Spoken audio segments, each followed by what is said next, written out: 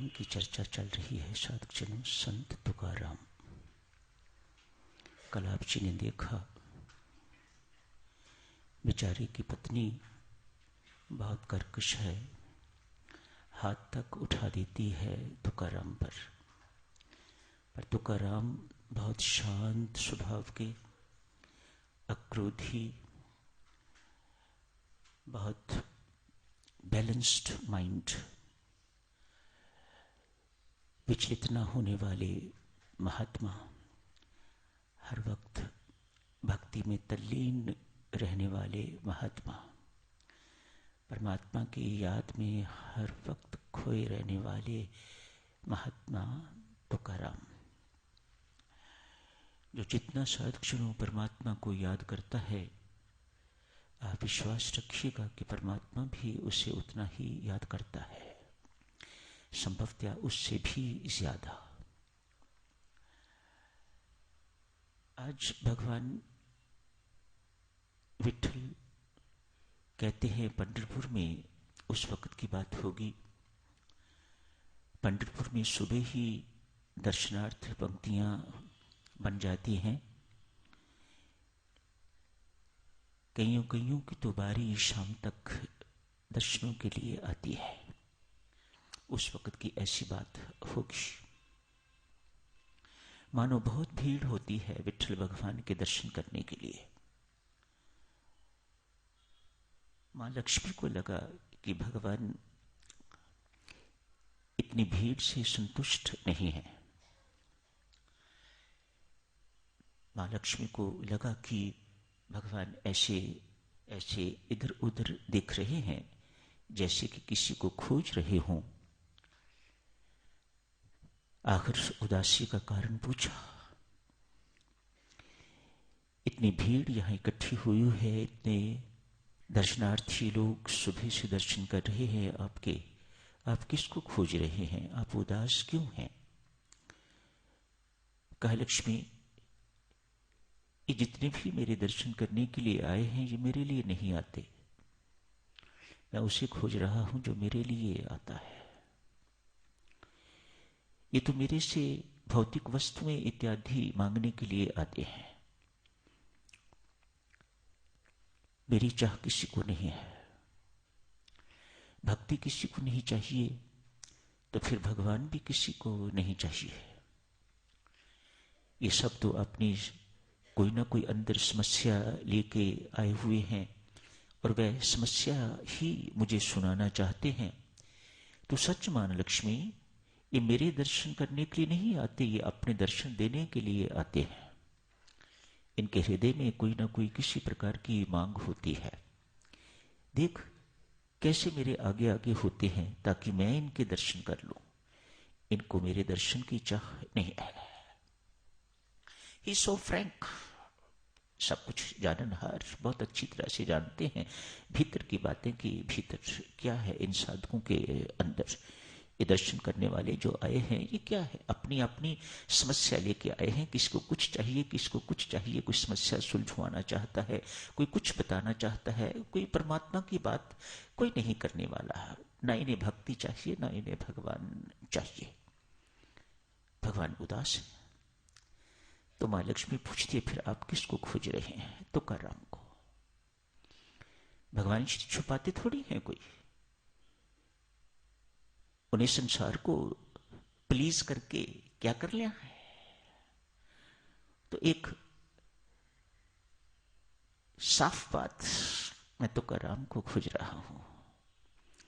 लक्ष्मी, उससे बुखार हो गया है, वह बीमार है, नींद तो नहीं उसे आ रही, मन से तो वो यही है, लेकिन शरीर से वहां पड़ा है क्योंकि वह उठ नहीं पा रहा। और वहां लेटा लेटा भी मुझे इतना याद कर रहा है। देख मुझे यहां बैठे बैठे उसकी कितनी याद आ रही है।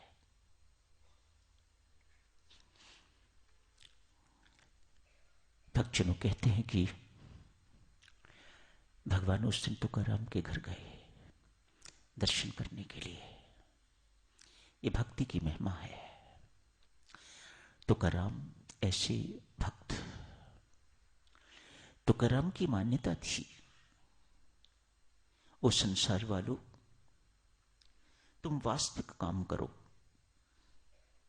वास्तविक काम अर्थात परमात्मा की भक्ति। तुम वास्तविक काम करो, शेष सारे के सारे काम तुम्हारी परमात्मा करेगा। तुकाराम की ऐसी मान्यता थी। फिर जैसी भक्त की मान्यता, भगवान ऐसा करके दिखाते हैं ताकि उसकी मान्यता स्पुष्ट हो, उसकी मान्यता डाइल्यूट ना हो, उसकी मान्यता और पक्की हो। हाँ ठीक है, जो मेरी सोच है, जो मेरी मान्यता है, वह बिल्कुल सही है, परमात्मा ऐसे ही करते हैं। तुकाराम इस काम को, परमात्मा की भक्ति को, प्रभु प्राप्ति को, परमात्मा की खोज को वास्तविक कर्म कहते हैं। ये वास्तविक कर्म है। रे बंदे, तू वास्तविक कर्म कर, तेरे शेष सारे संसारी कर्म परमात्मा स्वयं संभालेगा। कल आप जी ने देखा, तुकाराम का पुत्र जब रोग रहित हो गया है, इस चमत्कार को देख के तो तुकाराम की पत्नी के हृदय में तुकाराम के प्रति श्रद्धा जागी है।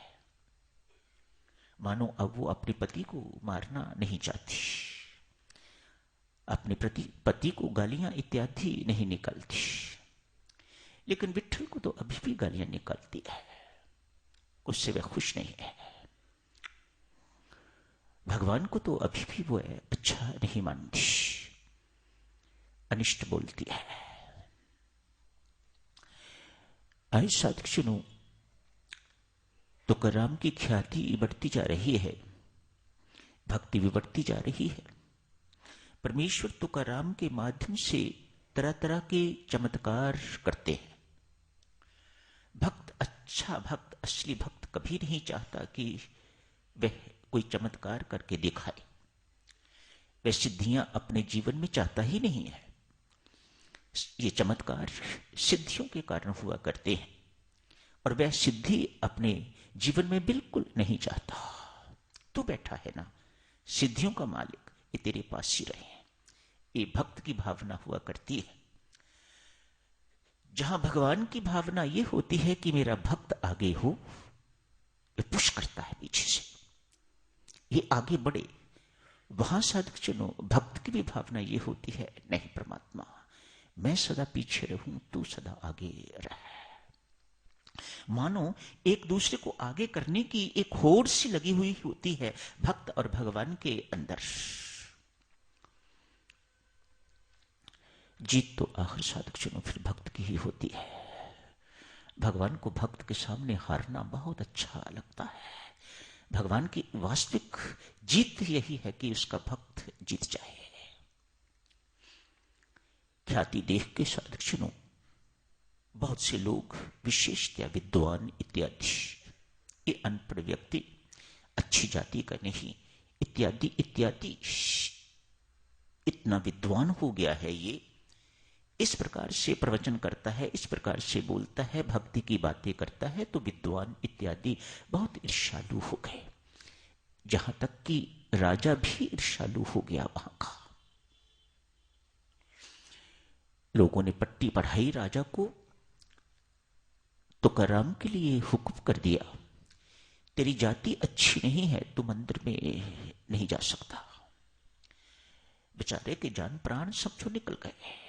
मैं विट्ठल भगवान के दर्शन ही नहीं कर सकता मंदिर में जाके। जो दिन भर मंदिर में बैठे रहने वाला व्यक्ति, उसे कोई अचानक कह दे कि तू यह मंदिर में नहीं बैठ सकता, भीतर प्रवेश नहीं कर सकता, सोचो तुकाराम की क्या हालत होगी। मेरे राज्य से निकल जा। लोगों ने, अच्छे लोग भी थे, उन्होंने थोड़ा एतराज किया, तो ठीक है कहते हैं, मंदिर में नहीं जाएगा, पर बेशक गांव में ही रहे, लेकिन मंदिर में उसका प्रवेश वर्जित हो गया। भक्त भक्ति के बिना कैसे जिए? अतएव सुबह सुबह ही उठ के तो कहीं एकांत स्थान के पास ही कोई छोटी सी पहाड़ी होगी, वहां चले जाते हैं। शाम को लौट आते हैं, रात तक वापस आ जाते हैं, घर आ जाते हैं अपने पत्नी के पास, पुत्र के पास। पत्नी अब अच्छी हो गई हुई है, अतएव एक वक्त का खाना तुकाराम के लिए रोज ले जाती है। खाना भी ले जाती है, साथ ही साथ भगवान को कोसती भी जाती है। कहती है, आज बहुत कड़ी गर्मी का दिन है, डिस्टेंस भी ज्यादा होगा, प्यास भी बहुत लगी हुई है, लेकिन भगवान को कोसने में कोई कसर नहीं छोड़ती। अरे विठ्ठल, तू भीतर से भी काला और बाहर से भी काला। क्या तुझे मेरा पति ही मिला, उसके अंदर तू घर कर गया है? तूने मेरी गृहस्थी को क्यों नहीं सोचा? मेरी गृहस्थी तूने सारी की सारी बर्बाद करके रख दी। मैंने गृहस्थ जीवन नहीं देखा। क्या कर दिया ये तूने? क्यों ऐसा किया तूने? मैंने तेरा क्या बिगाड़ा हुआ था? मन ही मन विठ्ठल भगवान को कोसती जा रही है। मैं तेरी शक्ल नहीं देखना चाहती, ऐसा बोलती है। चलते चलते देवियों सज्जनों, एक कील पांव में लगा, खून का फवारा छूटा, खून ही खून पत्नी के पांव से। पत्नी आगे जा नहीं सकती, वहीं गिर गई है। इतना खून निकला, प्रोफ्यूज ब्लीडिंग, वहीं बेचारी गिर गई है। भगवान को इसकी चिंता नहीं है, भगवान को अपने भक्त की चिंता है। मेरा भक्त भूखा बैठा है, ये यहां पड़ी हुई है, यहां उसे उठेगी नहीं तो वहां पहुंचेगी कैसे? उसको खाना कैसे मिलेगा? मेरा भक्त इस वक्त भूखा बैठा हुआ है, उसे भूख लगी हुई है। जो वास्तविक काम करता है, शेष सारे के सारे काम उसके मैं करता हूं। भगवान श्री फरमाते हैं, बेचारे पत्नी के पास आए, आके स्पर्श किया, उठ के बैठी। स्पर्श करने मात्र से होश आई, उठ के बैठी। अरे विठ्ठल, तू क्या करने आया है मेरे सामने? दूर हो जा मेरी नजरों से। भगवान श्री वहां खड़े खड़े तो अपनी दृष्टि इधर बदलती है तो भगवान उधर, पीछे की तरफ बदलती है तो भगवान उधर, इधर बदलती है तो भगवान उधर। ठीक है, तू यहां से नहीं जाता तो मैं अपनी आंखें बंद कर लेती हूं, मैं तेरा दर्शन नहीं करना चाहती। आंखें बंद करी तो भगवान भीतर दिखाई देने शुरू हो गए। ध्यान लग गया, परमेश्वर से क्षमा मांगी, मैंने सब कुछ क्या कर दिया। चरण पकड़े। अरे तू रो मत, भगवान कहते हैं, अरे तू रो मत, मैंने तेरे जन्म जन्मांतर के पाप माफ कर दिए, रो मत, उठ जल्दी से। स्पर्श मात्र से जो जख्म हुआ था वह भी ठीक हो गया।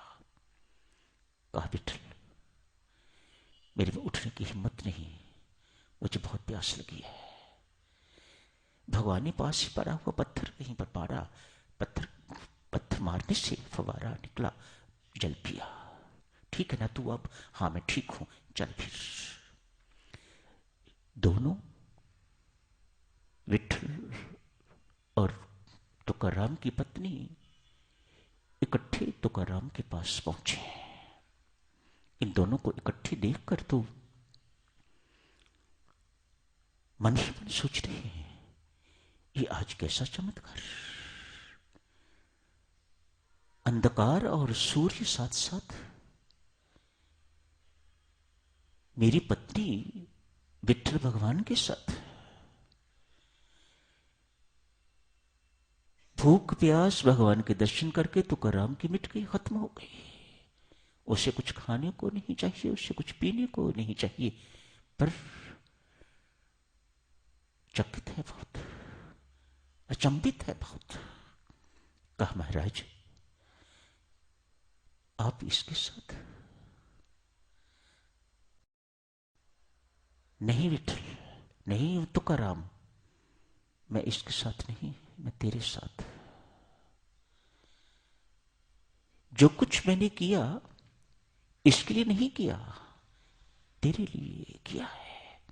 मेरी दृष्टि इसके ऊपर नहीं थी, मेरी दृष्टि तेरे ऊपर थी।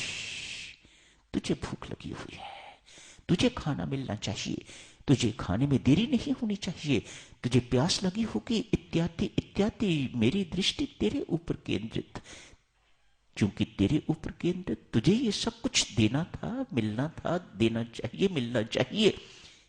इस ढंग से मैं उतावला था, इसलिए मुझे इसके लिए सब कुछ करना पड़ा। तो कहता है ना, तो कहा जो परमात्मा का वास्तविक कर्म करता है उसके शेष सारे के सारे संसारिक दायित्व मैं निभाता हूं, वही मैंने आज करके दिखाया है। तो तुकाराम ने विठ्ठल भगवान के चरण पकड़ के प्रणाम किया।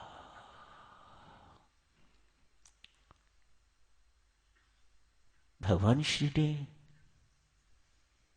उस भक्त के कारण पत्नी को शायद जन्म जन्मांतर तक कभी दर्शन न हो पाते।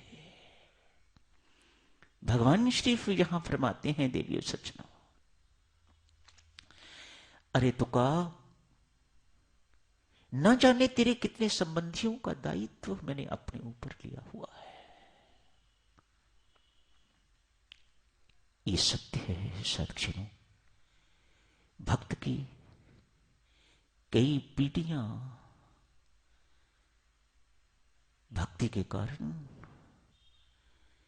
कई पीढ़ियां अपना परिवार, ननिहाल का परिवार, दाद के नानके जिनको कहा जाता है, दाद के नानके के परिवारों की जिम्मेदारी, उनके मोक्ष की जिम्मेदारी भक्त मैं अपने सिर पर लेता हूं। क्यों?